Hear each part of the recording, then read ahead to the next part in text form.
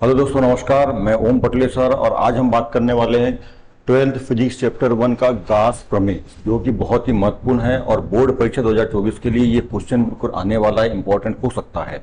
गास को आप गाउस थ्योरम यानी गास थ्योरम, ऐसा गाउस हिंदी में गास और इंग्लिश में गाउस भी लिखते हैं। इसको गास या गाउस बोलिए, बात एक ही है।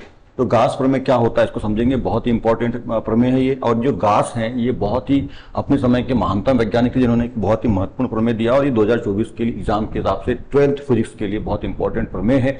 ये पहले भी आया हुआ है। ये इसके पहले 2015, 2017, 2019, ठीक है, 2019 इन सालों में, मतलब 3 सालों में पूछा गया है। 2015, 17, 19 में और 20, 21, 22, 23 में नहीं आया है। तो ये 2024 के लिए बहुत इंपॉर्टेंट हो सकता है। 2024 में ये अगला जो एग्जाम होगा आप लोगों का, उसमें ये प्रमेय आ सकता है, इसलिए इसको बहुत ध्यान समझिएगा। अपन बहुत अच्छे से समझने का इसको प्रयास करेंगे। ठीक है, क्या होता है गास प्रमेय? तो सबसे पहले समझिए कि गास ने ये प्रमेय दिया क्यों, क्या दिया। तो कार्ल फ्रेडरिक गास नाम के जो वैज्ञानिक थे, कार्ल फ्रेडरिक गास, पूरा नाम इनका है कार्ल फ्रेडरिक गास, ने किसी बंद पृष्ठ से गुजरने वाले विद्युत फ्लक्स एवं उसमें उपस्थित आवेश, विद्युत फ्लक्स और उसमें उपस्थित आवेश के मध्य संबंध बताने के लिए एक नियम दिया, जिसे गास का प्रमेय या गास का नियम कहते हैं, जो कि निम्न है। तो क्या है गास का प्रमेय? तो मेन प्रमेय आप नीचे देख रहे हैं ये है। और ये प्रमेय स्पेशली निर्वात के लिए कहा गया है। पर यहाँ पे निर्वात के अलावा कोई दूसरा माध्यम, वायु या कोई अन्य माध्यम भी हो सकता है, पर यह प्रमेय स्पेशल निर्वात के लिए है। तो निर्वात में किसी बंद पृष्ठ से गुजरने वाला संपूर्ण विद्युत फ्लक्स उस बंद पृष्ठ के अंदर उपस्थित कुल आवेश का 1/ε0, या इसको आप एप्सिलॉन नॉट भी पढ़ सकते हैं, तो 1/ε0 गुना होता है। ठीक है, ये है गास का प्रमेय। एक बार फिर समझेंगे। निर्वात में देखो, गास प्रमेय जो है वो बंद पृष्ठ के लिए लागू होता है, बंद पृष्ठ के लिए कहा गया है, बंद पृष्ठ पर ही लागू होता है और बंद पृष्ठ के अंदर निर्वात होना चाहिए। दूसरा माध्यम भी हो सकता है, पर ये जो प्रमेय है वो निर्वात के लिए लिखा गया है। तो निर्वात में किसी बंद पृष्ठ से गुजरने वाला संपूर्ण विद्युत फ्लक्स, मतलब फाई ई, उस बंद पृष्ठ के अंदर उपस्थित कुल आवेश, संपूर्ण विद्युत फ्लक्स और उसके अंदर उपस्थित कुल आवेश जो होता है, आवेश जो होता है वो 1/ε0 गुना होता है किसका? विद्युत फ्लक्स का, सॉरी आवेश का। ये होता है विद्युत फ्लक्स। ठीक है, तो ये स्पेशली विद्युत फ्लक्स के लिए कहा गया है और विद्युत फ्लक्स वाले टॉपिक के अंतर्गत गास प्रमेय आता है। तो यहां पे समझ गए होंगे। अब इसके, ये तो प्रमेय हो गया, गास का प्रमेय या नियम बोल दीजिए। इसके लिए, इसके हम इस प्रमेय के लिए सूत्र की जो है स्थापना करेंगे, व्युत्पत्ति करेंगे। तो सूत्र की स्थापना में चलते हैं। व्यंजक इसका हम करेंगे। ठीक है, तो व्यंजक करेंगे। तो देखो, व्यंजक की उत्पत्ति आप यहाँ पे देख रहे हैं।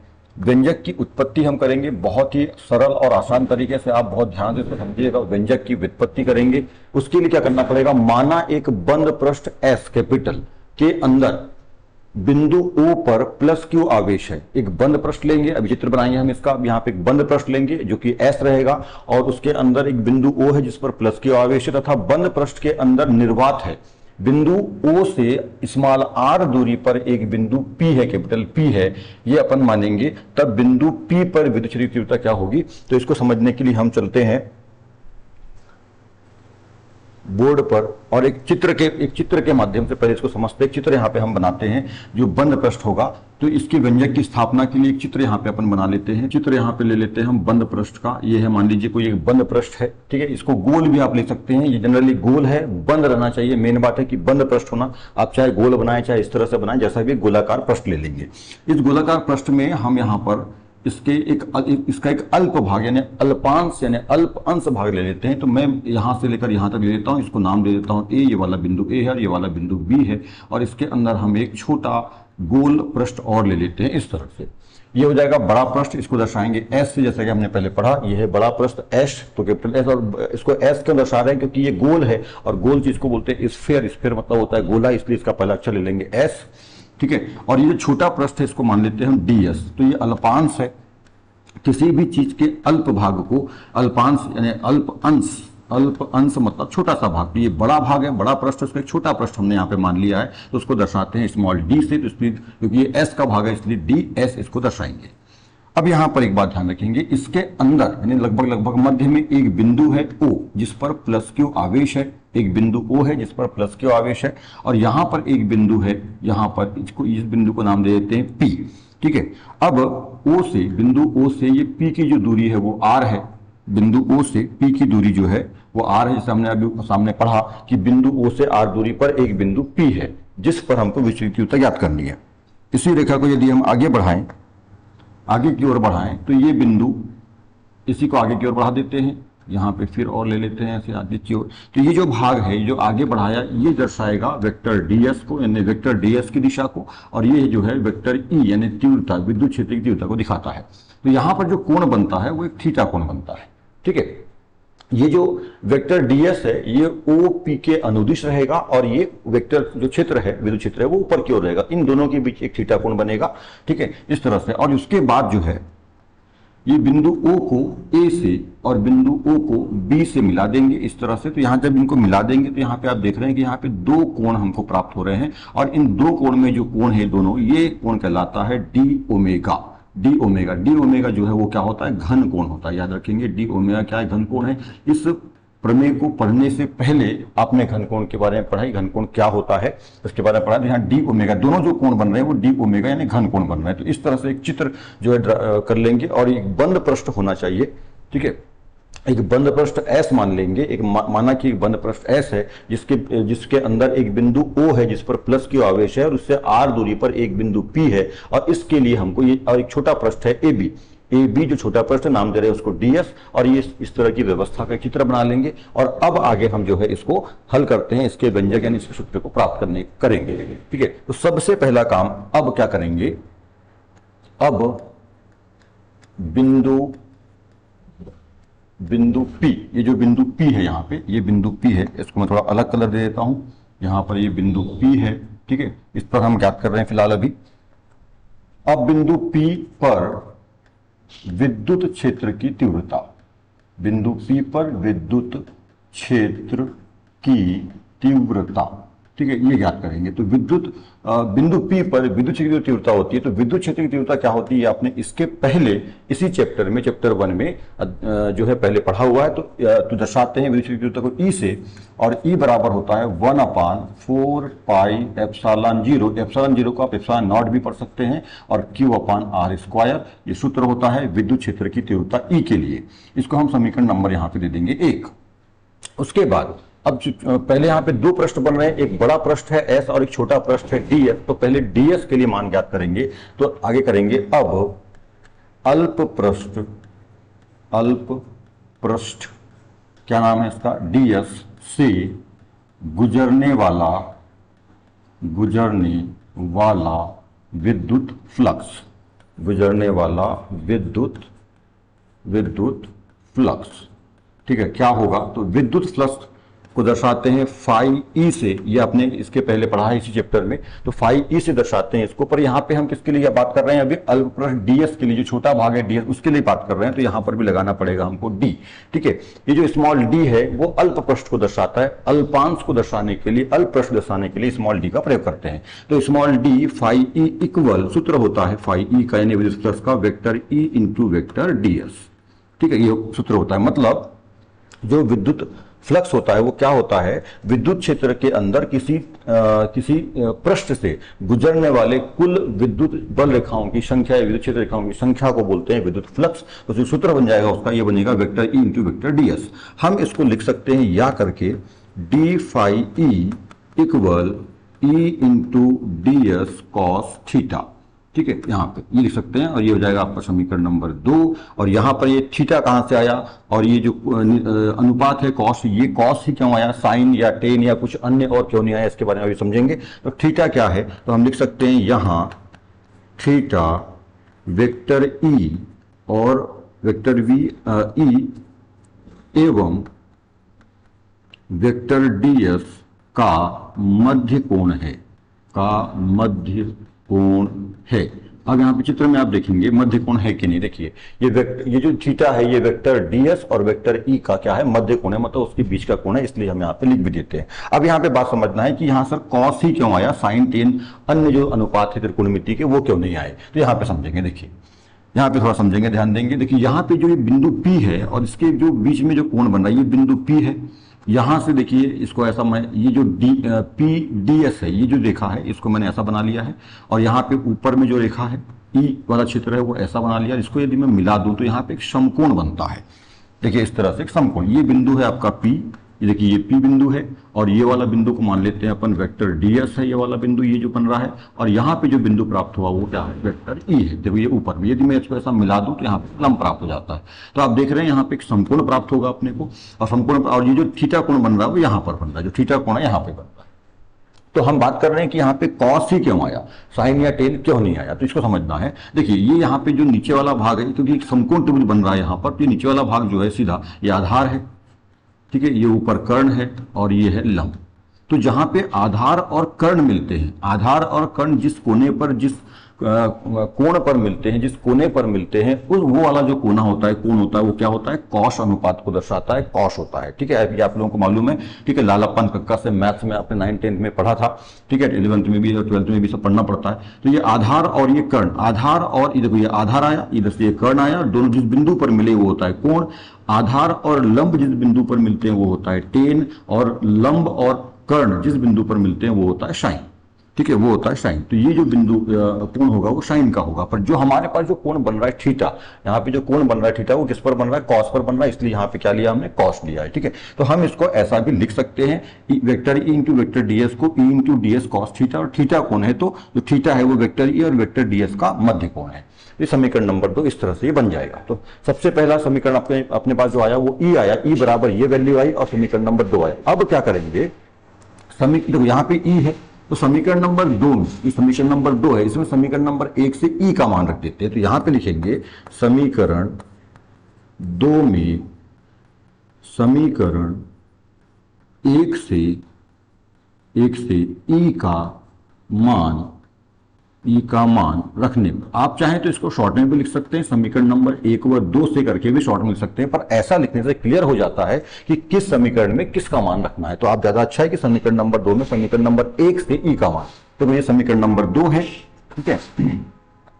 समीकरण नंबर 2 में आप देख रहे हैं यहाँ पे ई है, और ई का मान हमने हमारे पास समीकरण नंबर 1 में ये जो मान है, ये ई का मान है, इसके स्थान पे समीकरण नंबर 2 में रख देंगे और इसको आगे बढ़ाएंगे, ठीक है। तो मैं थोड़ा सा इसको आगे ऊपर लेके चलता हूं, तो यहाँ पे अपन मान रख देंगे। तो समीकरण नंबर 2 ये है, तो देखो समीकरण नंबर 2 यहाँ पे देते हैं डी फाई ई इक्वल, ई का मान रखना है डी फाई ई, तो ये तो हो गया अल्पांश के लिए विद्युत फ्लक्स। अब ई की जो वैल्यू है वो क्या है, 1/4 pi epsilon 0 into Q upon R square, और उसके बाद D S cos theta into D S cos theta, ठीक है, ये हमने मान रख दिया, ठीक है। समीकरण नंबर 2 में समीकरण नंबर 1 से ई का जो मान है वो हमने यहाँ पे रख दिया है, इनपुट कर दिया है, ठीक है। इसको अब आगे हल करते हैं, और ठीक है, तो क्या हम इसको ऐसा लिख सकते हैं, या डी फाई ई बराबर, देखिए यहाँ पे ये q का 1 से गुणा करेंगे तो q आएगा, और ये जो है ये है 4 पाई एप्सिलॉन 0 इंटू,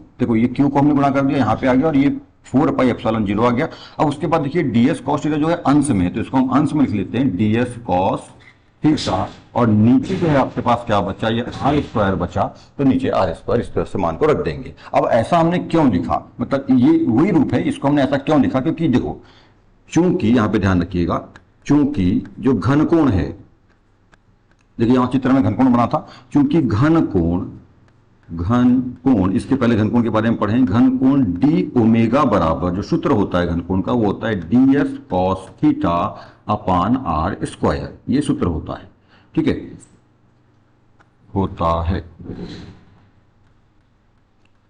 ये ध्यान रखिएगा। जो घनकोण है डी ओमेगा बराबर D S cos theta upon R square होता है। तो हमने ये रूप इसलिए प्राप्त किया ताकि हम ये देखो D S cos theta upon R square की वैल्यू को डी ओमेगा रख सके, इसलिए हमने इस समीकरण से इस रूप को प्राप्त किया था, ताकि ऐसा कर सके हम, ठीक है। तो अब देखिए इसमें मान रख लेते हैं, तो डी फाई ई बराबर, थोड़ा सा ऊपर ले लेता हूं, तो डी फाई ई बराबर क्यू अपान 4 पाई एप्सिलॉन 0 इंटू, अब इसकी जो वैल्यू है वो क्या आ गई, डी ओमेगा आ गई, तो डी ओमेगा यहाँ पे आ जाएगा, और इसको हम समीकरण दे देते हैं समीकरण नंबर 3, ठीक है। यहां तक जो समीकरण नंबर जो 3 आपको प्राप्त हुआ है, ये किसके लिए प्राप्त हुआ है, ये प्राप्त हुआ है अल्पांश के लिए, मतलब जो अल्प भाग था, छोटा भाग जो हम चित्र में लिया था, देखिए ये जो छोटा भाग लिया था, इस छोटे भाग ds के लिए हमको क्या प्राप्त हो गया, विद्युत फ्लक्स प्राप्त हो गया। ds के लिए समीकरण नंबर 3 आपके पास आ गया। अब समीकरण नंबर मतलब आगे इसको बढ़ाते हैं, तो अब जो है समीकरण नंबर 3 जो आपका अल्पांश के लिए प्राप्त हुआ है, अब संपूर्ण पृष्ठ के लिए करेंगे, ठीक है। तो अब लिखेंगे, अब संपूर्ण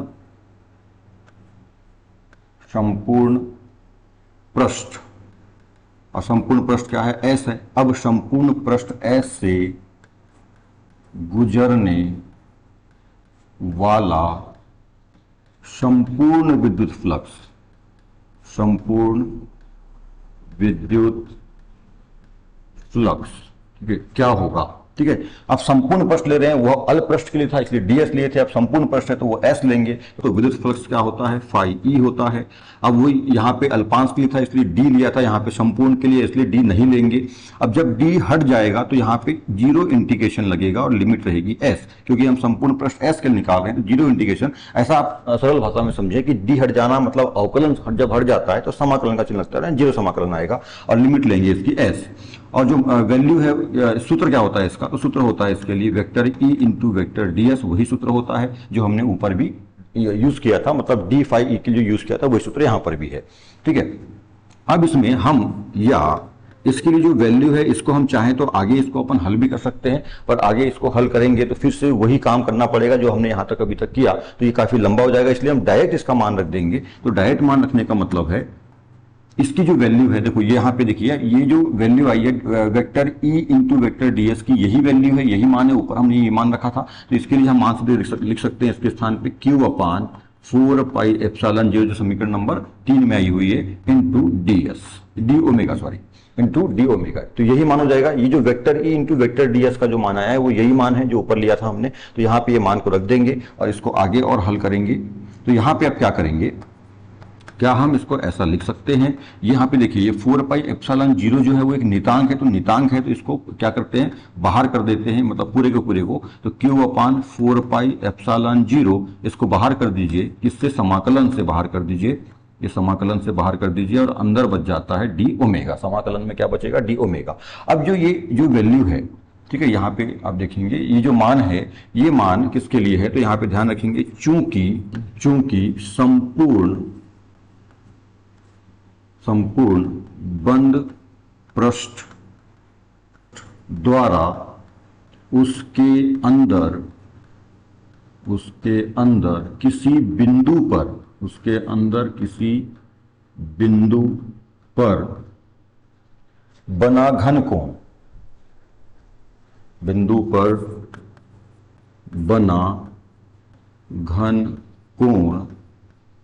घन कोण क्या है, डी ओमेगा क्या होता है, 4 पाई होता है। ये चीज अपन ने पहले पढ़ा, घन कोण में 4 पाई होता है, और 4 पाई होता है, और 4 पाई तो आपको मालूम है कि पाई का जो मान है वो 180 अंश होता है, तो इस हिसाब से ये 720 अंश का बनेगा, मतलब 4 पाई की जो वैल्यू है 720 अंश आएगी। मतलब वो जो बंद पृष्ठ है उसके अंदर जो घन कोण बन रहा था, हमने वहां चित्र में दिखाया था घन कोण डी ओमेगा, तो वो क्या कितना बनेगा, 4 पाई बनेगा, 4 पाई का मतलब 720 अंश बनेगा। ठीक है, अब ये आपको लग रहा होगा सर किसी बिंदु पर 720 अंश का कोण कैसे बनेगा, किसी बिंदु पर तो 2 पाई का कोण बनता है, 2 पाई का कोण बनता है, 2 पाई का मतलब जो होगा वो 360 अंश होगा, क्योंकि जो पाई की जो वैल्यू होती है, पाई बराबर, पाई का मान 22/7 या 3.14 वाला भी होता है, पर अंश मान पाई का जो है वो 180 अंश होता है, तो 2 पाई का मतलब 360 अंश होगा, 180 गुणित 2 बराबर 360 अंश होगा। तो सामान्यतः किसी बिंदु पर जो कोण बनता है, सामान्य कोण बनता है वो 360 अंश का बनता है, पर जो घन कोण है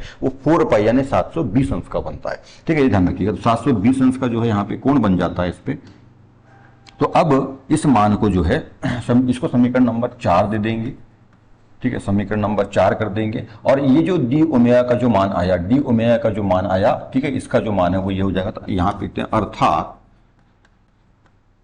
अर्थात समाकलन एस डी ओमेगा बराबर क्या वैल्यू आएगी, 4 पाई आएगी। इस मान को समीकरण नंबर 4 में रख देते हैं, तो फाई ई बराबर क्यू अपान 4 पाई एप्सिलॉन जीरो इंटू ये जो समाकलन डी ओमेगा है, इसकी जो वैल्यू 4 पाई आ गई है, तो यहाँ पे 4 पाई को रख देंगे, और आप देख रहे हैं यहाँ पे 4 पाई से ये 4 पाई कैंसिल हो जाता है, कैंसिल हो जाएगा यहाँ पर, और यहाँ पर फाई ई बराबर अब क्या बच जाता है, क्यू, और नीचे बच जाता है एप्सिलॉन जीरो, क्यू और ये एप्सिलॉन जीरो, ऐसा बच जाएगा। तो इसको हम चाहें तो ऐसा भी लिख सकते हैं, या फाई ई बराबर Q इंटू 1/ε0। यदि आप Q को उठा करके, क्योंकि अंश में है तो इसको अंश में सामने कर देंगे तो यहां कुछ नहीं बचेगा, मतलब 1 लिखेंगे तो Q इंटू 1/ε0 ऐसा भी लिख सकते हैं। और यही है हमारा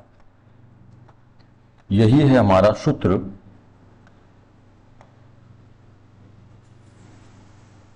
यही हमारा प्रमेय है, यही हमारा सूत्र है। ठीक है, यही हमारा प्रमेय या सूत्र है। तो नीचे लिख लेंगे यही गॉस का प्रमेय या नियम है। तो इस तरह से जो है गॉस का प्रमेय या नियम की हम व्युत्पत्ति करते हैं। ठीक है, तो इस तरह से देखिए, ऊपर अभी हमने परिभाषा में किया था, समझे थे पहले अपन ने कि फाई ई बराबर Q इंटू 1/ε0, मतलब जो फाई यानी जो विद्युत फ्लक्स है, फाई ई है, वो आवेश, उसके बंद पृष्ठ के अंदर आवेश का 1/ε0 गुना होता है। गुना का मतलब गुना, देखो यहाँ पे डॉट लगाया, इसका मतलब गुना होता है। इसको हम ऐसा भी लिख सकते हैं, मतलब जो सूत्र होता है गॉस प्रमेय का, जो सूत्र होता है, गॉस प्रमेय किसके लिए? विद्युत फ्लक्स के लिए दिया गया है, किसी बंद पृष्ठ के अंदर विद्युत फ्लक्स के लिए दिया गया है। तो विद्युत फ्लक्स बराबर Q/ε0 या Q इंटू 1/ε0, ये इसका सूत्र होता है, यही गॉस का प्रमेय है। पर ये जो गॉस का प्रमेय अपने सिद्ध किया, ये निर्वात के लिए था। मान लीजिए कि यदि बंद पृष्ठ है, उसके अंदर निर्वात नहीं है, कोई वात मतलब वायु होता है, यानी कोई वाट है यानी वायु है, या कोई अन्य माध्यम है, तो उसके लिए फिर क्या करेंगे? तो यदि ऐसा होता है तो याद रखेंगे, माना यदि कैपिटल के परावैद्युतांक माध्यम हो, तो मतलब बंद पृष्ठ के अंदर मान लो कि निर्वात नहीं है और कोई दूसरा परावैद्युतांक माध्यम है, तो उसके लिए फिर क्या करेंगे? देखो समीकरण नंबर 4 ली थी, समीकरण नंबर आपका 5 होगा। ठीक है, तो यदि माना कि परावैद्युतांक माध्यम यदि है, तो समीकरण नंबर जो अपना ये 5 प्राप्त हुआ, तो इसी से आगे बढ़ा देंगे, तब समीकरण 5 से, तो समीकरण 5 से ही इसको आगे बढ़ा देंगे, तो फाई ई इक्वल Q/K/ε0। ठीक है, ये जो है आपका समीकरण नंबर 6 बन जाएगा, और ये समीकरण नंबर 6 है, ये हो जाएगा परावैद्युतांक माध्यम के लिए। ठीक है, तो अलग से नहीं करना है, जो निर्वात के लिए हमने प्राप्त किया है परावैद्युतांक माध्यम के मान लीजिए, और उसी को समीकरण नंबर 5 को ही आगे बढ़ा के समीकरण नंबर 6 प्राप्त कर सकते हैं। तो ये जो सूत्र है, तो ये जो सूत्र है, ये निर्वात में गॉस का प्रमेय है, और ये सूत्र है, ये कोई परावैद्युतांक माध्यम के है, उसके लिए गॉस के प्रमेय का सूत्र है, उसकी व्युत्पत्ति है। तो यहां तक ये पूरा प्रमेय, मेन तो यहां तक है। वैसे यदि मान लो परावैद्युतांक माध्यम बोलता है तो यहां तक आपको करना पड़ेगा। तो इस तरह से ये पूरा का पूरा जो है गॉस प्रमेय का सूत्र बनता है, यानी इसकी स्थापना होती है। ठीक है, अब यहाँ पे एक बात और समझिए, जो गॉस प्रमेय है या गॉस का सूत्र है, वो है Q इंटू 1/ε0। इसका मतलब ये हो, देखो ये जो सूत्र है, सूत्र से ही आप गॉस प्रमेय को याद रख सकते हो, गॉस प्रमेय को अलग से याद रखने की जरूरत नहीं है। देखो गॉस प्रमेय क्या है? विद्युत फ्लक्स है ना, किसी भी विद्युत फ्लक्स में, किसी भी विद्युत क्षेत्र के अंदर विद्युत फ्लक्स, तो विद्युत फ्लक्स जो होता है आवेश का 1/ε0 गुना। सिंपल से बात याद रखिए, गॉस का प्रमेय क्या है? विद्युत फ्लक्स आवेश का 1/ε0 गुना, यानी ε0 गुना होता है, ऐसे याद रख लीजिए, 1/ε0 गुना होता है। यहाँ पे गुना है, गुणा का चिन्ह है, तो विद्युत फ्लक्स जो है आवेश का 1/ε0 गुना होता है, यही है गॉस का प्रमेय। इसी को हम या करके, यदि हम ये 1 का गुणा Q से कर देंगे तो Q ऊपर चल जाएगा, अपान ε0 नीचे आ जाएगा, ऐसा भी करते हैं। अब इसमें एक बात का ध्यान रखिएगा, यदि हम देखो यहाँ पे जो अंश है और ये हर है, यदि अंश में किसी भी राशि का मान आप बढ़ाते हैं तो जो मूल राशि है उसका मान बढ़ेगा। इसका मतलब ये है कि यदि आप आवेश का मान बढ़ाएंगे तो विद्युत फ्लक्स का मान कैसा होगा? बढ़ेगा। यदि आवेश का मान घटाओगे तो विद्युत फ्लक्स का मान भी कैसा होगा? घटेगा। परंतु यदि ε0, जो यहाँ पे ε0 है, वो निर्वात में विद्युत निरपेक्षशीलता है, यानी निरपेक्ष विद्युतशीलता है निर्वात की। ठीक है, कौन? ε0। तो ε0 का मान यदि अपन बढ़ाते हैं, ε0 का मान बढ़ाओगे, यानी हर में जो राशि है उसका मान बढ़ाओगे, तो विद्युत फ्लक्स का मान कैसा होगा? घटेगा। यदि इसका मान आप क्या करते हो? कम करते हो, उसका मान घटाते हो, कम करते हो, तो इसका मान क्या होगा? बढ़ेगा। ठीक है, ऐसा है। बहुत ही सिंपल है और बहुत इंपॉर्टेंट है, जो कि परीक्षा की दृष्टि से बिल्कुल इंपॉर्टेंट होगा। तो इस तरह से व्यवस्थित तरीके से आप समीकरण नंबर 1, समीकरण नंबर 2, समीकरण नंबर 3, चित्र कॉस का प्रयोग क्यों होगा, मैंने आपको यहाँ पे बता दिया। ठीक है। उसके बाद समीकरण नंबर 4, समीकरण नंबर 5, इस तरह से व्यवस्थित तरीके से जो है आप इस पूरे प्रमेय को बनाएंगे। तो इस तरह से ये आपका प्रमेय था, जो कि गास का प्रमेय बहुत इंपॉर्टेंट है 2024 की परीक्षा के लिए। सो आपको समझ में आया होगा ठीक से। यदि चैनल ऐसी ही वीडियो आपको देखना है, अभी ये सारा पुस्तक का सारा मटेरियल आपको ऐसे ही मिलेगा, फिजिक्स, केमिस्ट्री, बायो का 11th का 12th का इस चैनल पर। यदि आपको वीडियो अच्छा लगा है तो लाइक कर लीजिएगा वीडियो को। ऐसी अब अच्छी जानकारी, अच्छी चीजें समझना चाहते हो तो चैनल को सब्सक्राइब कर लीजिए। सो थैंक यू, मिलते हैं नेक्स्ट वीडियो में।